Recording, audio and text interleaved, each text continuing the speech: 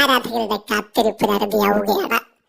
നാളെ കഴിഞ്ഞ് മറ്റന്നാള് Carlo Ancelotti Brazil World Cup squad പ്രഖ്യാപിക്കാൻ പോവുകയാണ്. ആ സ്ക്വാഡില് നെയ്മർ ജൂനിയർ ഉണ്ടാകും എന്നിപ്പോ ബ്രസീലിയൻ മാധ്യമം UOL കൺഫേം ചെയ്യുന്നു. അവരുടെ ജേർണലിസ്റ്റ് ലൂക്കാസ് മൊസെറ്റി റിപ്പോർട്ട് ചെയ്യുന്നതനുസരിച്ച് കാർലോ ആഞ്ചലോട്ടി കാര്യങ്ങളെല്ലാം കൃത്യമായി നിരീക്ഷിച്ച് നെയ്മർ ജൂനിയറുടെ ഡാറ്റാസ് എല്ലാം സാന്റോസിൽ നിന്ന് വാങ്ങി അദ്ദേഹത്തിന്റെ കാര്യങ്ങളിൽ ഇപ്പൊ സംതൃപ്തനാണ്. വേൾഡ് കപ്പ് സ്ക്വാഡിൽ ഉൾപ്പെടുത്തും. നെയ്മറുടെ ക്യാമ്പും അദ്ദേഹം സബ്സ്റ്റിറ്റ്യൂട്ട് റോളിലോ റിസർവ് ബെഞ്ചിലോ എങ്ങനെ ഇരിക്കാനും തയ്യാറാണ്. വേൾഡ് കപ്പിൽ നിന്ന് പോയാൽ മതി എന്ന നിലയിലാണ് എന്നുള്ള ഫീഡ്ബാക്കും കൊടുത്തിട്ടുണ്ട് എന്നുകൂടി റിപ്പോർട്ടുകൾ പറഞ്ഞു. So Neymar to World cup.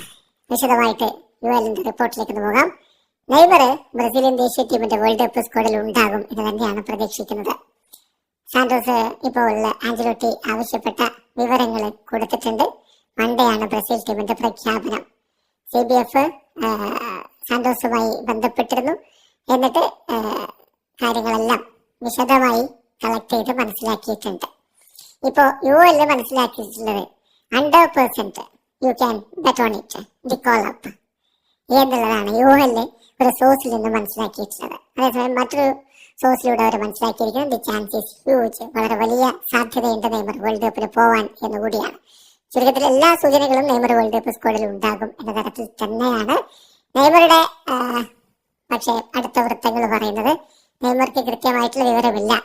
മൺഡേയിലേക്ക് വളരെ എക്സൈറ്റ്മെന്റോടുകൂടി നെയ്മർ കാത്തിരിക്കുകയാണ് എന്നാണ്. ഏതായാലും നെയ്മർ വേൾഡ് കപ്പ് സ്ക്വാഡിലേക്ക് എത്തുകയാണെങ്കിൽ സാന്റോസിന് വേണ്ടിയിട്ട് പിന്നെ ഇനി മത്സരങ്ങൾ കളിച്ചേക്കില്ല. അങ്ങനെ വന്നാൽ സൺഡേയിലെ കോർട്ടിബയ്ക്കെതിരെയുള്ള മത്സരം അദ്ദേഹത്തിന്റെ സാന്റോസിനായിട്ടുള്ള അവസാന മത്സരം, ഈ ഒരു സെമസ്റ്ററിലെ അവസാന മത്സരമായിട്ട് മാറാനാണ് സാധ്യത. പിന്നെ വേൾഡ് കപ്പിന് ശേഷം അവിടെ തുടരുകയാണെങ്കിൽ മാത്രമേ ആ ജേഴ്സി അണിയാൻ സാധ്യതയുള്ളൂ.